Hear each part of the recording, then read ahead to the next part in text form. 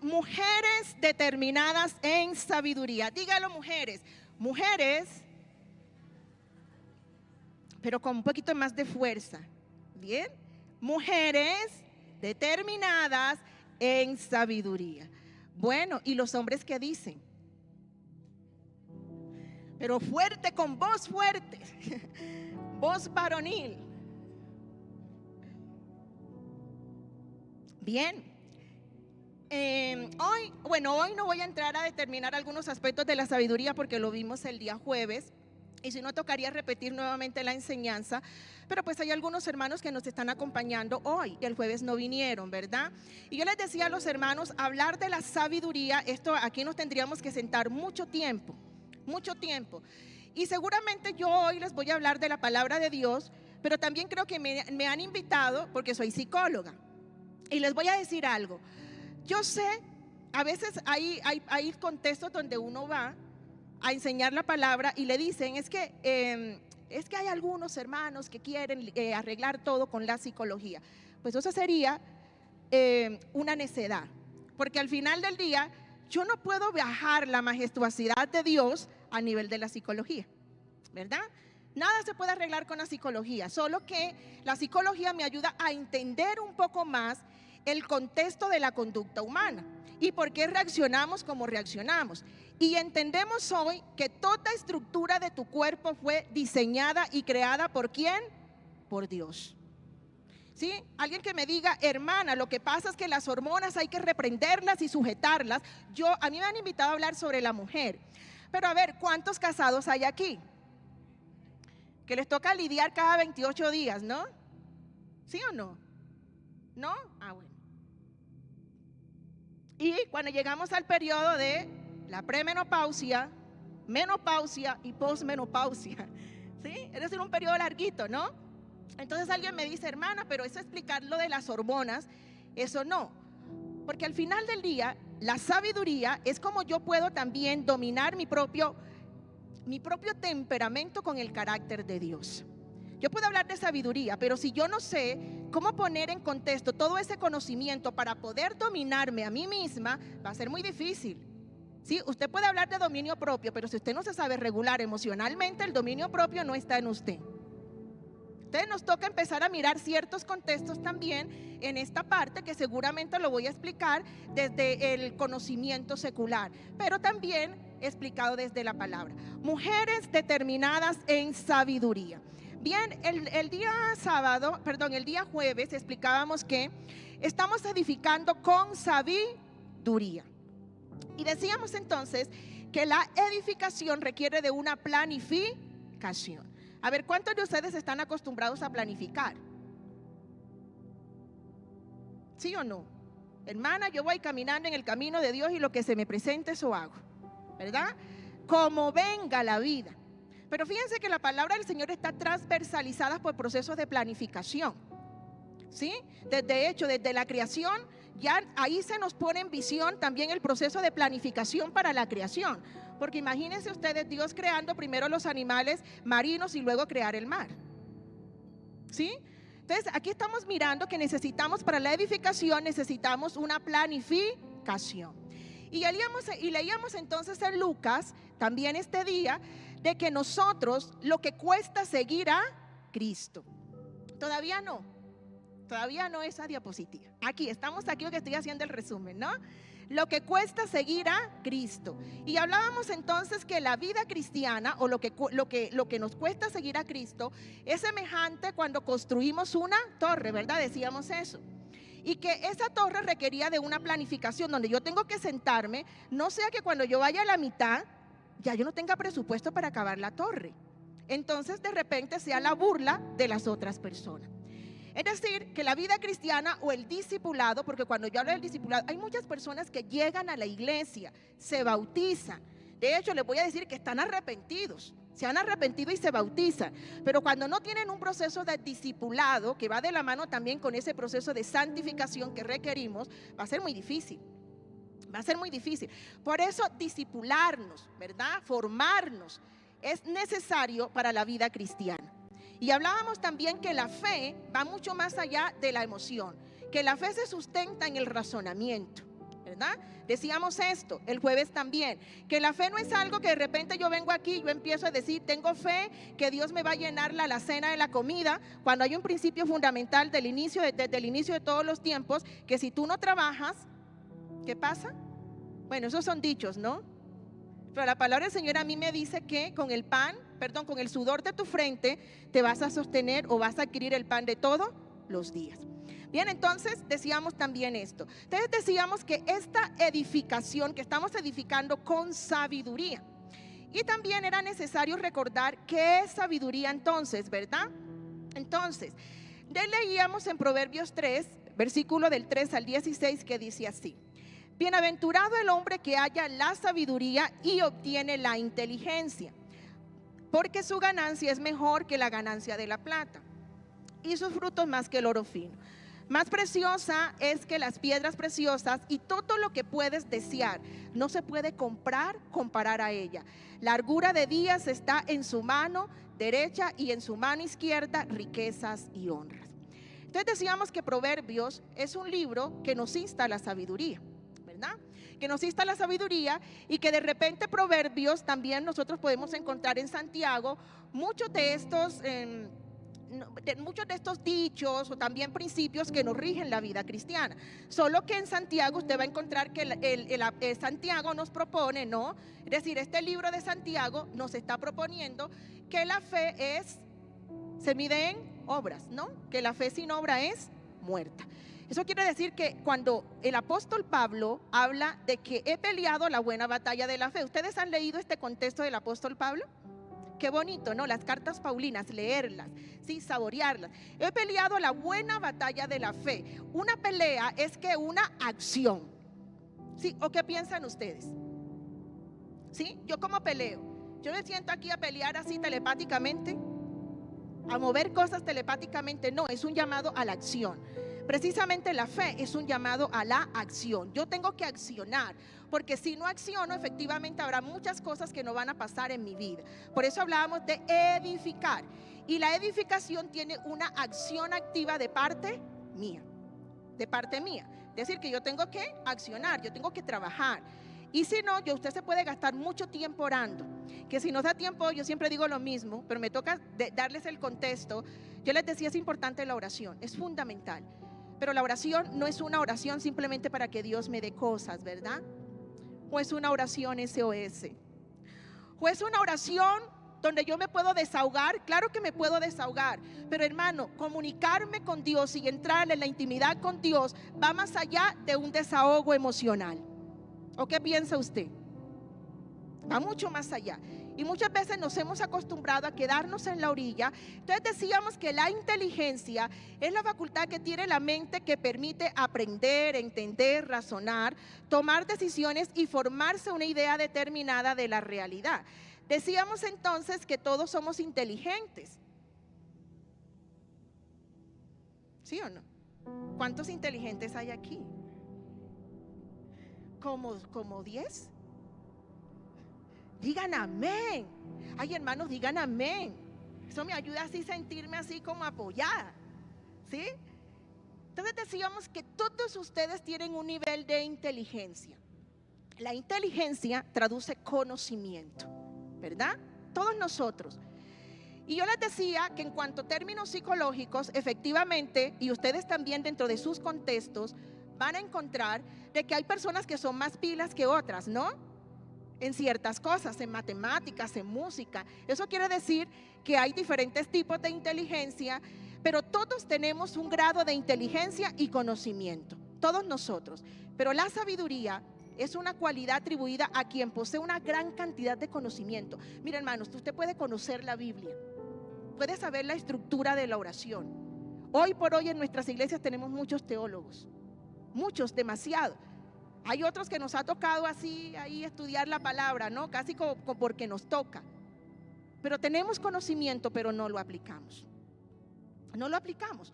Vamos por la vida cristiana de repente recitando, haciendo para otros, ¿no? Y nos conocemos la palabra, pero no la aplicamos. Entonces, cuando hablamos de la sabiduría, es que yo tengo todo ese conocimiento, pero exactamente yo sé cuándo poner en función esa inteligencia o ese conocimiento en el momento apropiado y usarla con prudencia, sensatez y juicio.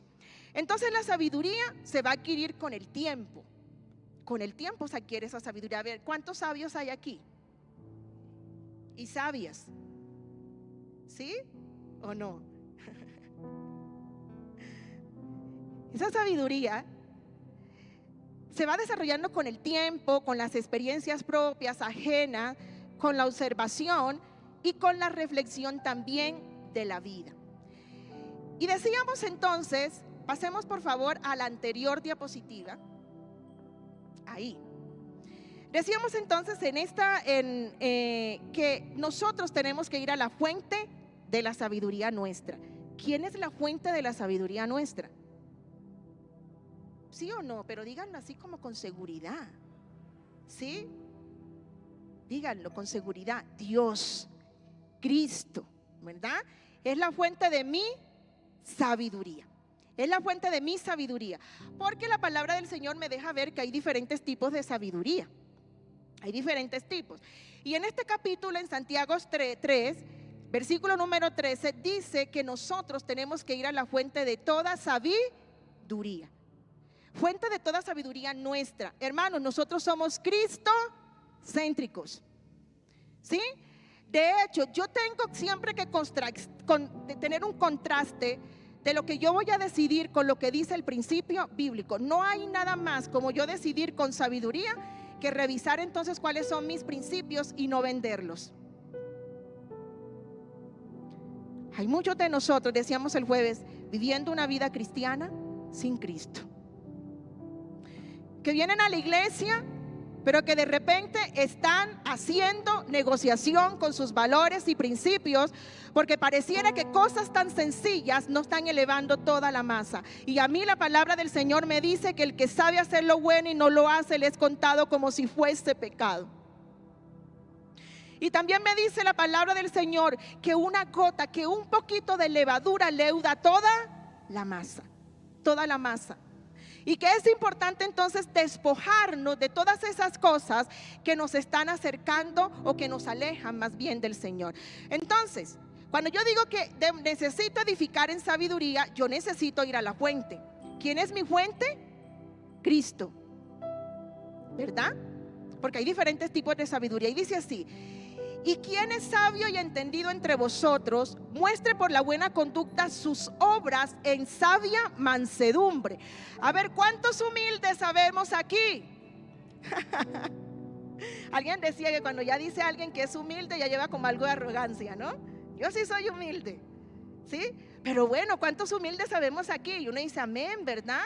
Porque además la mansedumbre también es una vitamina fundamental del fruto del Espíritu Santo. ¿Sí? Que es un reflejo que yo tengo porque ya yo he sido salvo y estoy siendo transformado por el Señor.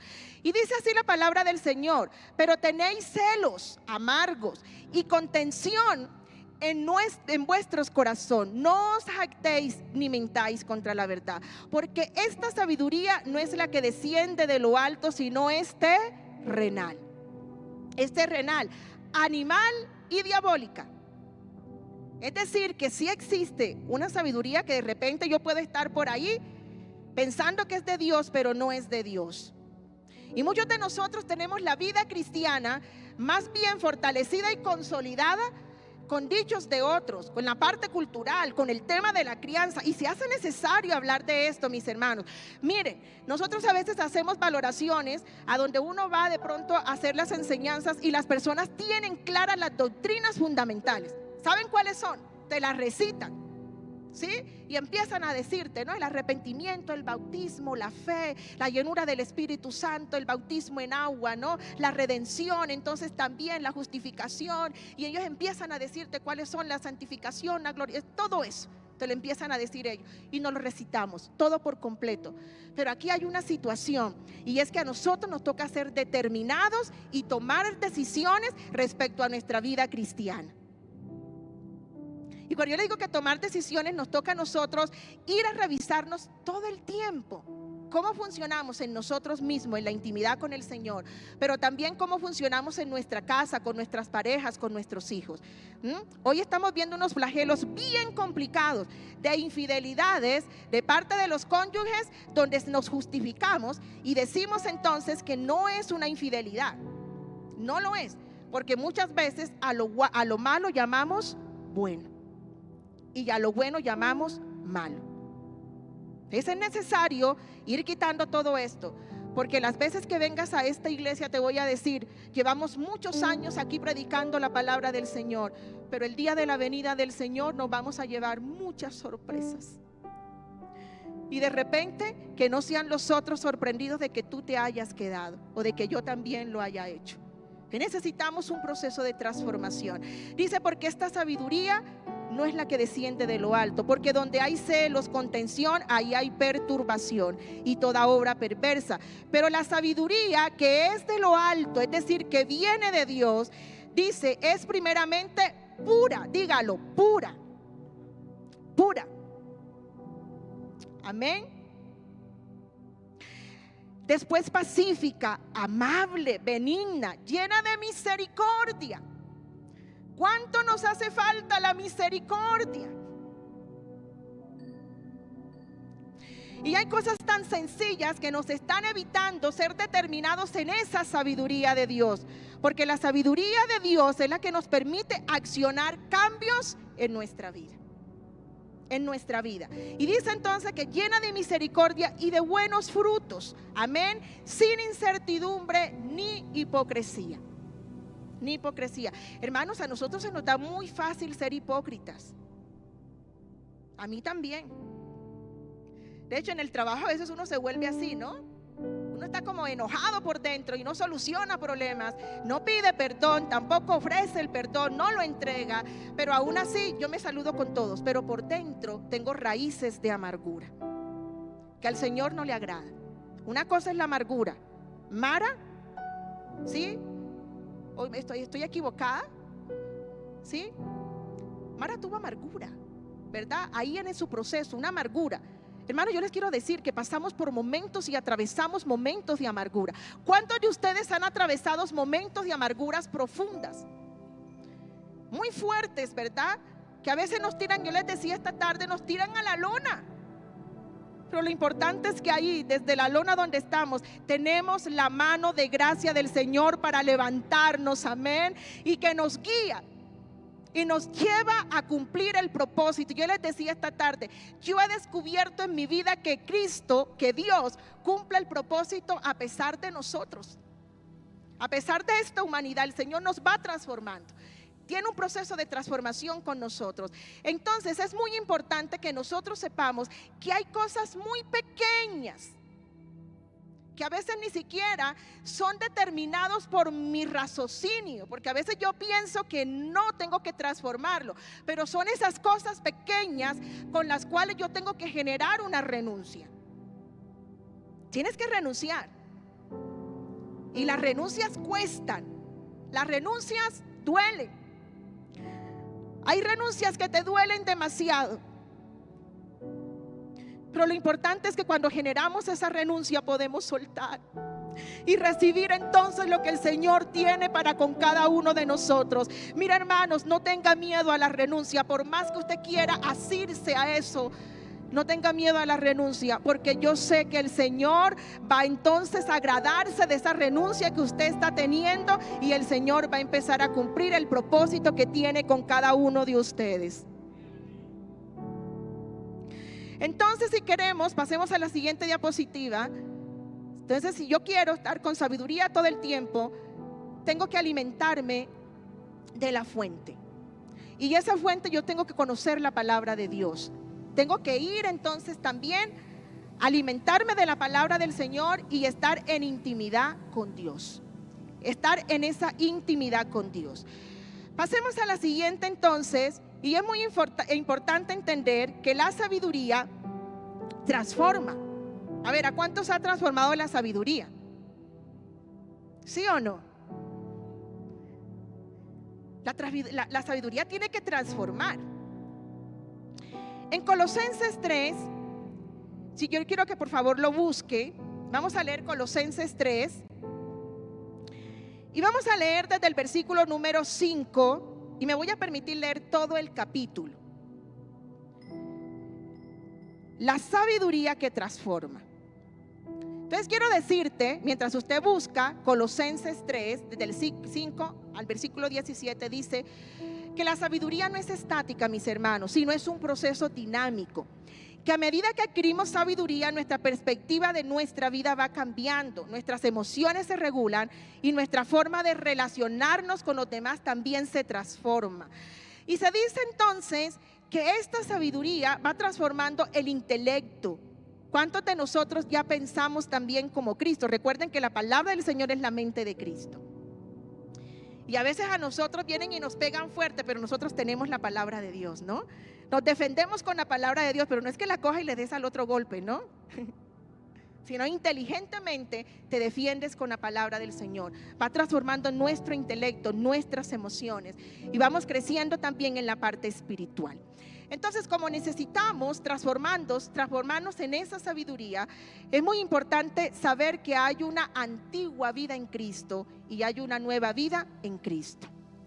Si hay algo en lo cual usted está de acuerdo mientras yo vaya leyendo este capítulo, entonces usted va diciendo amén. Pero dígalo fuerte, creyéndolo, ¿verdad? Amén. Dice que debemos entonces, en esa sabiduría que viene de Dios, hacer morir pues todo lo terrenal. A ver, ¿cuántos terrenales sabemos aquí? Y humanos. Amén. Entonces dice de la siguiente manera: en vosotros fornicación, impureza, pasiones desordenadas, malos deseos y avaricia, que es idolatría. Cosas por las cuales la ira de Dios viene sobre los hijos de desobediencia, en las cuales de vosotros también anduvisteis en otro tiempo cuando vivíais en ella. Pero ahora dejad también vosotros todas estas cosas: ira. Pero ustedes dicen amén. A ver, vamos a dejar todos nosotros la ira. Amén. ¿Sí? Entonces vamos a dejar, dice avaricia, que es de otro, en las cuales vosotros también anduvisteis, pero ahora dejad también vosotros todas estas cosas: ira, muy bien, enojo, malicia, blasfemias, palabras deshonestas que salen de nuestra boca. Amén. Tenemos a veces esas palabras deshonestas por ahí que uno dice, hermana, se le salen a uno de vez en cuando, ¿no? A veces cuando estamos muy enojados con nuestros hijos, le decimos, tú no sirves para nada, Dios me castigó contigo. Hermano, eso salió del enojo. Pero ojo con esas palabras. Ojo con esas palabras, porque estás lastimando al templo del Espíritu Santo, que son cada uno de ustedes. Es importante tener en cuenta esto. Dice la palabra del Señor: no mintáis los unos a los otros, habiéndoos despojado del viejo hombre con sus hechos, y ahora entonces revestido del nuevo, el cual es conforme a la imagen del que lo creó. Se va renovando hasta el conocimiento pleno, donde no hay griegos ni judíos, circuncisos ni incircuncisos, bárbaros ni escita, siervo ni libre, sino que Cristo es el todo y en todos. Y dice entonces: vestíos pues como escogidos de Dios. ¿Cuántos escogidos de Dios hay en esta hora y en este lugar, que representamos a Cristo, que somos cartas leídas, que somos el mensaje para las naciones? El mensaje en tu casa también. Alguien me decía en estos días, hermana, Dios conoce de que somos humanos y por eso a veces como que medio nos descachamos. Ok, pero entonces ¿dónde está la obra redentora del Espíritu Santo? ¿Dónde está? ¿Dónde está el dominio propio? Que están creando unas heridas emocionales tan profundas y espirituales en tu casa, y pareciera que todos los días nos levantamos en una lucha continua y decimos, hermana, Satanás nos está atacando. No, no es Satanás, es que todavía el viejo hombre habita en ti. Y qué bonito sería decirle hoy al Señor: hoy yo me quiero despojar de ese viejo hombre. Determinados, ¿verdad? determinados. Porque vamos caminando hacia la eternidad y hacia allá, hacia esa eternidad queremos llegar. Y dice entonces, porque vestidos pues como escogidos de Dios, santos y amados, de entrañable misericordia, de benignidad, de humildad, de mansedumbre, de paciencia, soportándose unos a otros y perdonándose unos a otros, si alguno tuviese queja contra otro, de manera que Cristo os perdonó, así también hacerlo entre vosotros, iglesia. Así también hacerlo entre vosotros. Y dice entonces la palabra del Señor: y sobre todas estas cosas, vestidos de amor, que es el vínculo perfecto. Es el vínculo perfecto. La sabiduría tiene que transformarnos. Esa sabiduría que viene de lo alto. Si no te está transformando, entonces vamos a decirle al Señor que tomamos una decisión, ¿verdad?, de sabiduría. Vamos a pasar a la siguiente diapositiva, porque necesitamos tomar decisiones determinados. Cuando nosotros nos determinamos es porque tomamos decisiones. A ver, ¿a cuántos se les dificulta tomar decisiones aquí? ¿Solo al hermano? ¿El resto no? También a los demás. Bueno, yo levanto la mano, ¿no? Se nos dificulta tomar ciertas decisiones, es difícil, ¿no? Pero fíjense que cuando nosotros tenemos la sabiduría, porque el conocimiento lo podemos tener, yo les decía, el conocimiento es como una caja. Yo tengo varias herramientas. El conocimiento no es innato, el conocimiento se adquiere. Tú lo tienes que adquirir. ¿Sí? Hermana, yo le voy a decir al Señor que el Señor me diga dónde predicar y cómo predicar. Son horas de oración inicialmente, de sentarte y escudriñar la palabra y permitir que el Señor a través de ese conocimiento te vaya direccionando sobre lo que necesita la iglesia.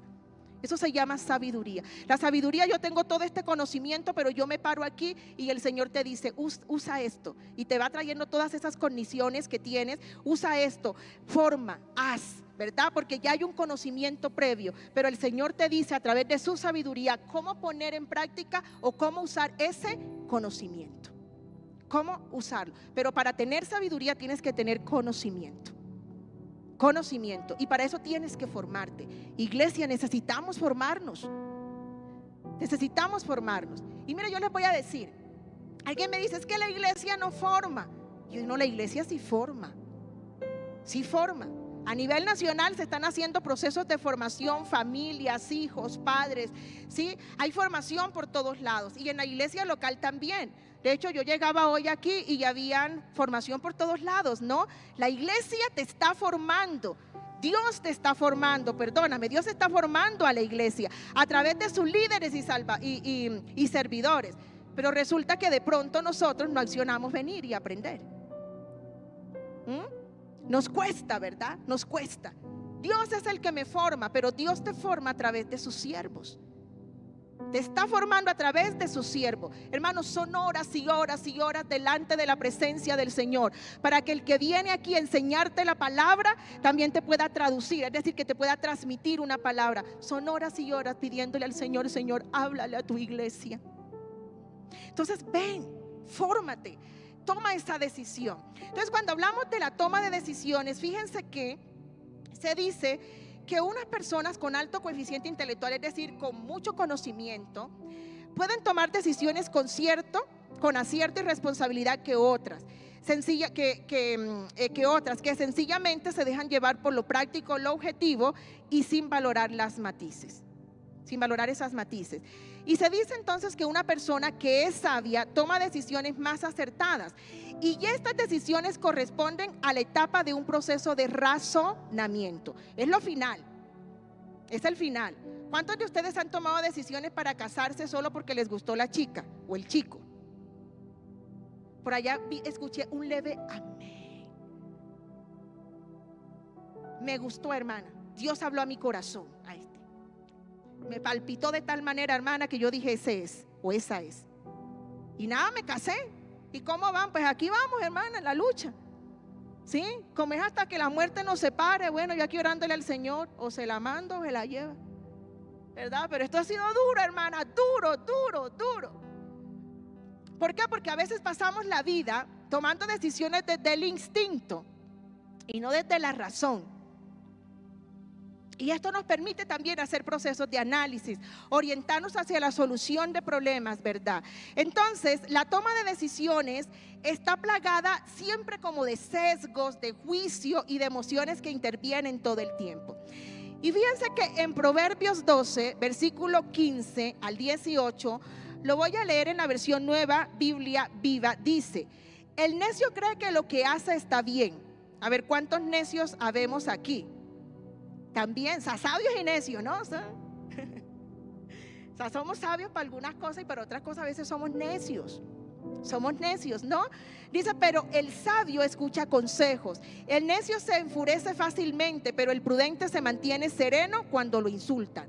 A ver, ¿cuántos se mantienen aquí serenos cuando lo insultan? ¿Sí? Cuando la esposa se pone verbalmente activa, cantaletosa, ¿sí? Usted permanece así firme, ¿sí? Bueno, ahí tenemos un problema de comunicación, ¿verdad? Porque ella quiere hablar y hablar y hablar y desahogarse, y esto es algo normal y natural, y el hombre quiere solucionar el problema con el silencio, ¿sí? Se queda callado y quiere solucionar el problema con el silencio. Pero bien, mire que lo que sigue diciendo aquí: el testigo honesto dice la verdad, pero el falso dice mentiras. Hay quienes hieren con sus palabras, pero las palabras del sabio trae alivio. Entonces, a lo largo del día, pasemos a la siguiente diapositiva, por favor. A lo largo del día las personas toman una media de 35,000 decisiones y tan solo somos completamente conscientes de una pequeña parte, solamente del 1% de las decisiones que estamos tomando. Y vamos entonces como esa persona que dice el Señor en la palabra, ¿no? Que es como un barquito, que si para allá se le llevó las olas, para allá voy. Y si las olas me trajeron para acá vengo, ¿no? Y eso vamos así. Pero nos necesitamos tener discernimientos para pararnos en el camino y decidir hacia dónde ir. Porque, hermanos, no estamos jugando a ser cristianos. Somos cristianos. Y muchos de nosotros jugamos con ser cristianos. Y ya hay decisiones que nos van a doler, pero se necesitan tomar.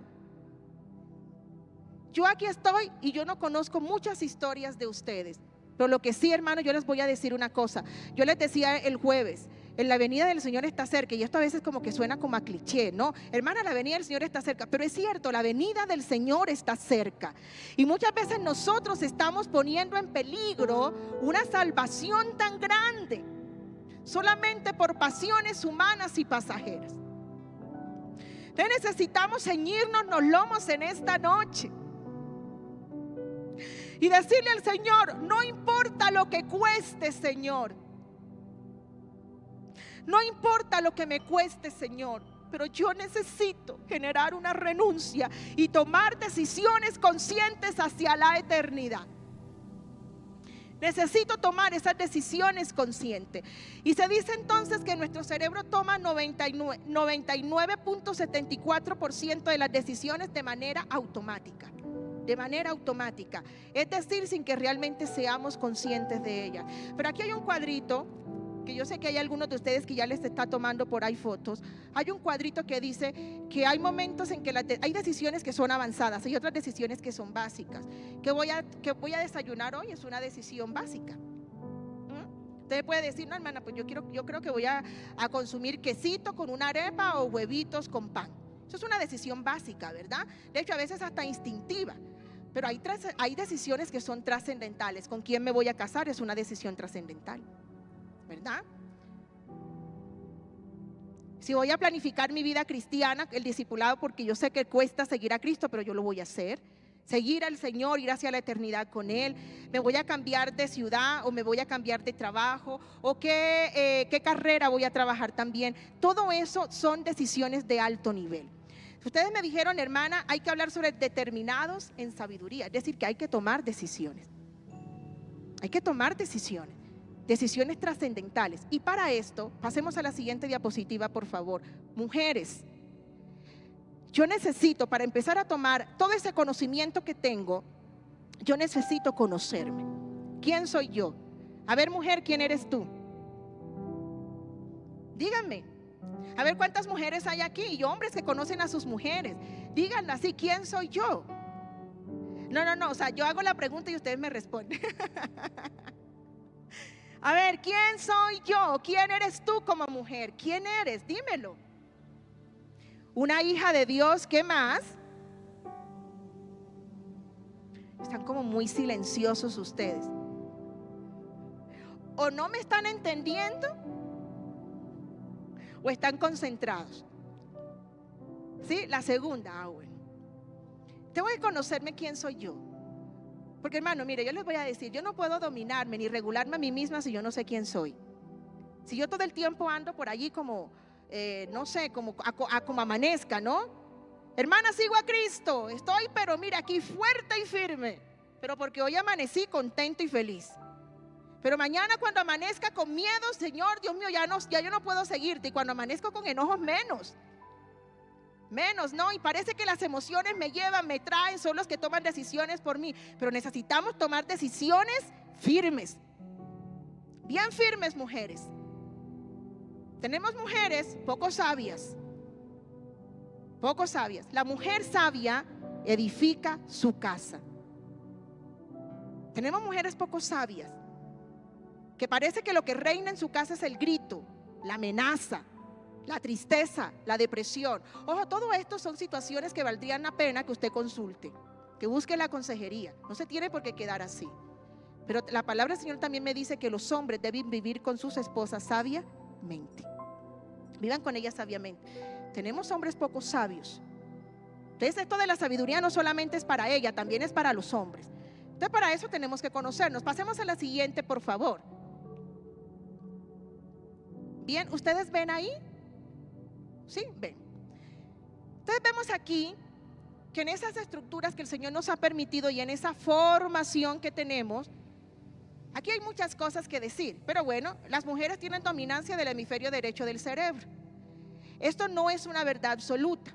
Hay hombres que tienen dominancia del hemisferio derecho del cerebro, ¿sí? Y hay algunas mujeres que tienen más dominancia del izquierdo, pero vamos a decir entonces que esto es una generalidad que a nivel de la ciencia pues se ha confirmado. Entonces, en este hemisferio derecho del cerebro, porque es que somos diferentes, a ver, ¿quién es más inteligente, el hombre o la mujer? Pero dígalo con confianza.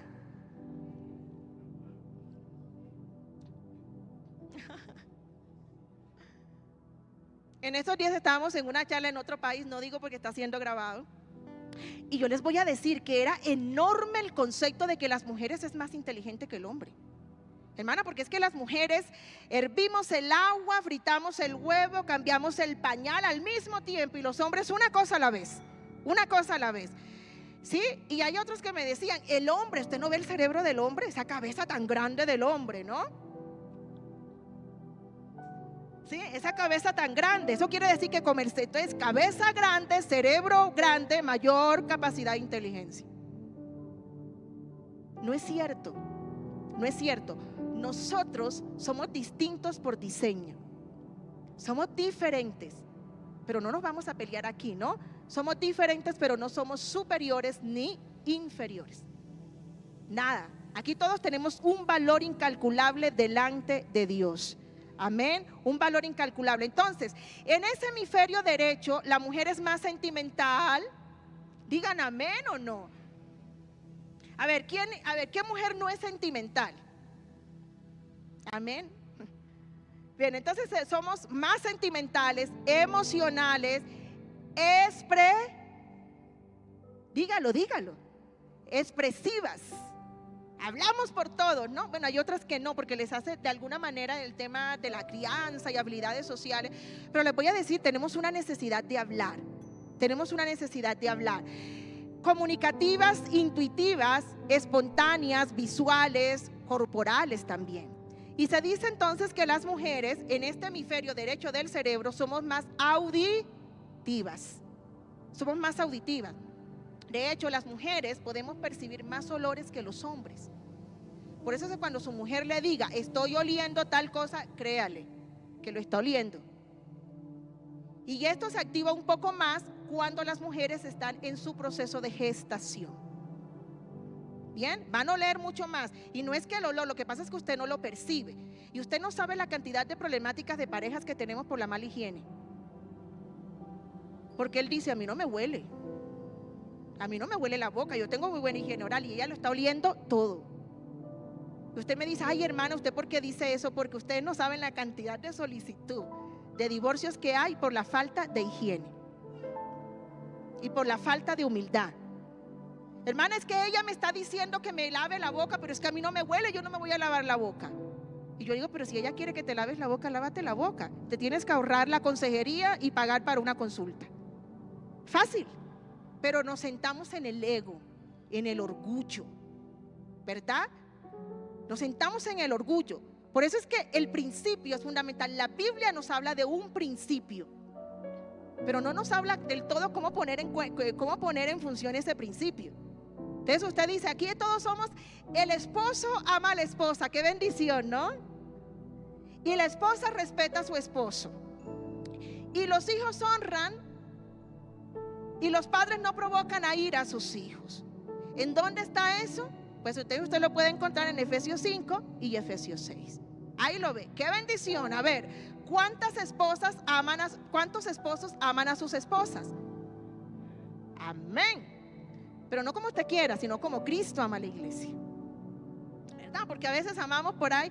Hay alguien que me decía, yo amo a mi esposa, a mi modo, pero la amo. ¿Sí?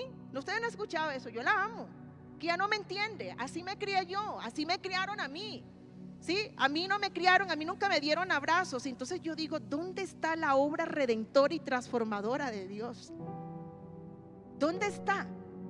Porque pareciera que seguimos todavía en el viejo hombre, direccionándonos solamente por la crianza, por a mí como me dijeron, a mí me pegaron, a mí me maltrataron todo el tiempo. Pero hermanos, el Señor nos transforma, ¿sí? Aquí no hay una medida de variación. Hermana, yo la amo y ella sabe que yo la amo poquito, pero la amo. No, es como Cristo ama a la iglesia, que es en un proceso de servicio y entrega, a fin de transformarla y presentárselo a sí misma sin mancha y sin arruga. La sustenta absolutamente en todo. Así los esposos deben sustentar a sus esposas. Y nos habla también del respeto, ¿verdad? Y fíjense que cuando yo miro todo esto, efectivamente le voy a decir, mujeres, no se avergüencen. Nosotras somos sensibles. Hoy hablábamos de que no somos débiles. Nada. Porque a ver, ¿cuántas mujeres hemos parido aquí? Bueno, yo no, yo tuve una cesárea. Pero es igual, duele igual. Todavía me duele. Duele muchísimo. Todavía cuando me agacho, uy, ahí todavía tengo a Juanita por aquí.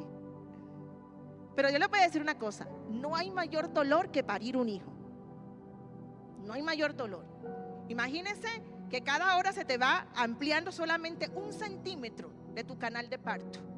Solamente 1 centímetro, y requieres de 10 centímetros para que la cabeza del bebé en ese canal de parto haga una rotación hacia atrás y pueda salir, de tal manera que no tenga hipoxia, es decir, que el oxígeno no le falte. Porque si le falta en esa parte perinatal, es decir, del nacimiento, vamos a tener problemas. ¿Sí? Entonces, nosotras, ¿qué débiles vamos a hacer si nosotras, las mujeres, ustedes, fueron diseñadas para dar vida? ¿O no? Para sustentar, para amar, ¿verdad? Para proteger. Hermana, pero yo me avergüenzo porque soy débil. No, no eres débil, eres maternal, eres protectora.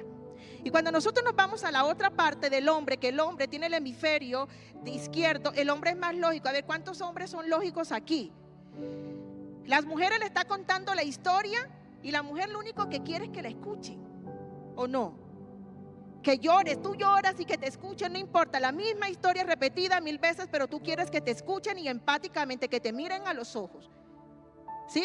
Ahí empáticamente. Pero la mujer te está hablando y el hombre inmediatamente, por diseño divino, está calculando inmediatamente cómo solucionar tu problema, ¿verdad? Te está calculando ahí. Y de repente ya te dice, ya, para de llorar, ya tengo la solución. Y a ti que te da una frustración grande, ¿no? Porque tú lo único que querías era que te consolara. Tú lo único que querías era que te escuchara. Pero fíjate que en esta parte de la formación del hombre tenemos esa parte objetiva, analítica, concreta, racional, positiva también. Y el hombre es más visual. El hombre es más visual. Entonces somos diferentes. Evidentemente con esto nos tocaría aquí explicar una cantidad de cosas. De hecho, pasemos a la siguiente, que me parece que esto es interesante. A la siguiente. El siguiente cerebrito que tenemos por ahí, solamente para que nos conozcamos un poco. Pasemos a la siguiente, que el tiempo ha ido avanzando. Bien, entonces aquí tenemos una imagen del cerebro y ahí donde está esa estructura que es como dorada se llama cuerpo calloso. Ese cuerpo calloso nos permite a nosotras las mujeres, hombres. Hoy de pronto estoy profundizando más en las mujeres porque es la semana de la mujer. Ya cuando toque la semana del hombre, pues si me invitan, pues yo vengo y hablo del hombre, ¿no? Esa parte. ¿Listo? Entonces, esta parte se llama cuerpo calloso. Es decir, que nos permiten a nosotras las mujeres tener una conexión de los dos hemisferios al mismo tiempo. Al mismo tiempo. De tal manera que usted puede llorar y razonar al mismo tiempo. Al mismo tiempo usted llora y razona. ¿Listo? Usted puede estar, yo a veces he visto mujeres que le están diciendo a su esposo, no más maltrato, ya aquí me voy, no más. Pero lo están amando, pero se están despidiendo. Se están despidiendo. Yo he visto hombres decidir dejar a la persona que aman solamente por seguir a Cristo.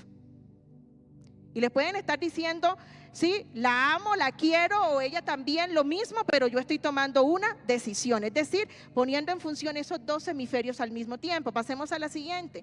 Entonces, mujeres, es necesario que entendamos que nosotros somos multitareas. ¿Sí? ¿Sí nos ven ahí? Sí, multitareas, y los hombres una sola tarea a la vez, ¿no? O hay hombres multitareas aquí. Sí, claro, porque aprenden, ¿no? Porque aprendemos, porque nos entrenamos. Porque nos entrenamos, y bendito Dios que hizo un cerebro maleable para que aprendamos. No hay excusas, no hay excusas. Pero quiero decirte lo siguiente. ¿Cuál es el punto de explicarte esto? El hecho de que nosotros tengamos las dos dominancias, es decir, pongamos en función los dos hemisferios y somos multitareas, nos genera mayor cantidad de cortisol, que es la hormona del estrés. Nosotras las mujeres nos estresamos mucho más que los hombres.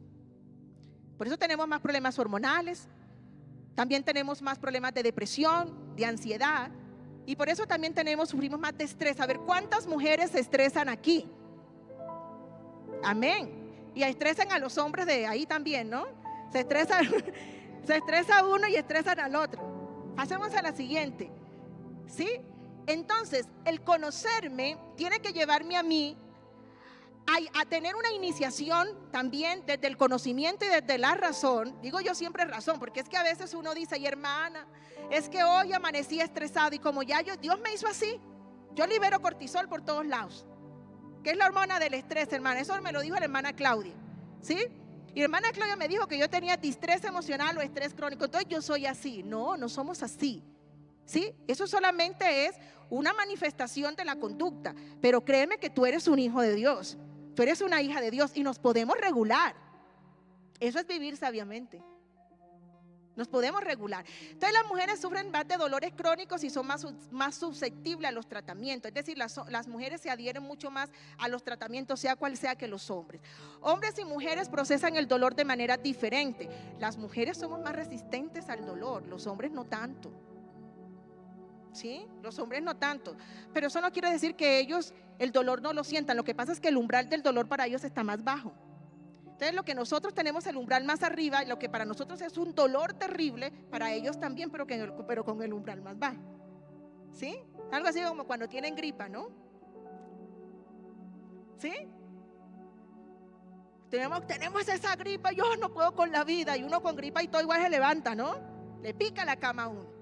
Tiene que levantarse, ¿bien? La mujer es más liberación de cortisol, más interconexión cerebral. Los hombres se aíslan para manejar el estrés y las mujeres necesitan hablar. Necesitan hablar, y aquí no vamos a tener una contraposición, es que nos vamos a ayudar entre nosotros. Los hombres son propensos a tener problemas de memoria. A ver, ¿a cuántos hombres se le olvidan las cosas? Hasta los cumpleaños, ¿no? Por si acaso, mañana es el Día de las Madres.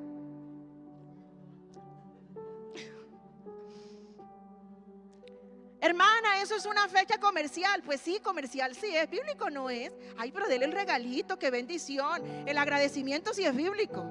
Sí, eso es un regalito allí, ¿no? Porque se nos olvidan, a los hombres se les olvida las fechas, ¿no?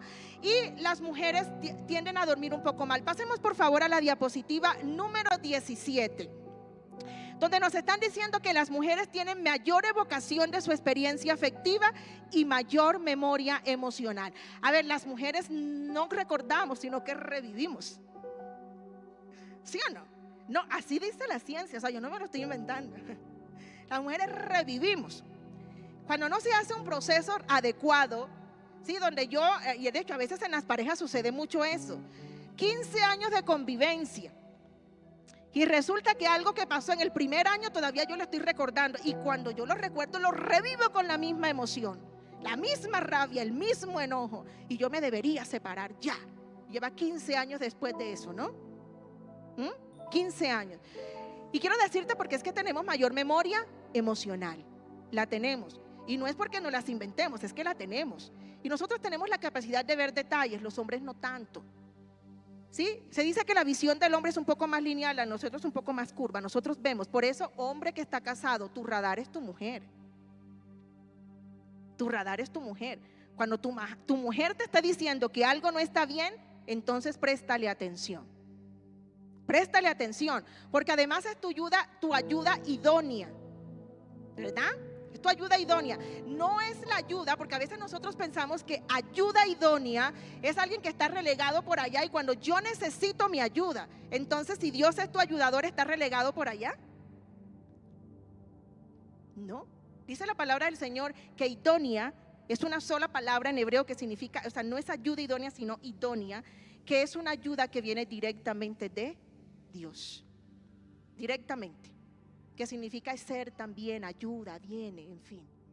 Entonces, aquí se hace importante que si nosotros, yo les puedo decir a ustedes, mujeres, sean sabias ustedes, pero los hombres también necesitan ser sabios, porque estamos teniendo muchos problemas de convivencia, demasiados problemas de convivencia que nos están maltratando. Entonces yo te invito en esta hora a que tú regules tus emociones. Amén. Y vamos entonces a regular las emociones con la oración. Pasemos a la diapositiva número 28 y vamos cerrando. Yo te voy a invitar a que gestionemos las emociones, lo que nosotros somos. Y evidentemente pues hay muchas otras cosas más aquí que hablar, ¿no? Para regular tus emociones, cómo debes hablar, cómo deben ser tus palabras, cómo debes dirigirte al otro, cómo debe ser ese buen trato también, porque a veces no lo tenemos. La blanda respuesta quita la ira, más la palabra áspera hace subir el furor. Y nosotros en medio del conflicto, ¿qué queremos? Hablar. Y hablar, y es que, hermana, yo quiero hablar y él se va. ¿A cuántos les pasa así? O se queda callado y yo ahí preguntándole y diciéndole, pero en ese momento no es apropiado hablar. La comunicación asertiva es uno de los conocimientos que yo debo tener, pero la sabiduría me lleva a mí a saber cuándo la tengo que aplicar. Y en el momento del conflicto más álgido, ahí no puedes aplicar ninguna comunicación asertiva. Lo único que puedes hacer es dar la retirada por un momento, calmarse y luego intentar hablar. Entonces la oración es fundamental. Quiero decirte que hay una cantidad de investigaciones que se han hecho donde nos dicen entonces que la oración apaga el sistema límbico, que es el sistema límbico donde se elaboran las emociones. ¿Sí? El sistema límbico está conformado por diferentes estructuras y una de ellas es la amígdala y el hipocampo. El hipocampo se encarga de las memorias. Ojo, no es esta amígdala, ¿no?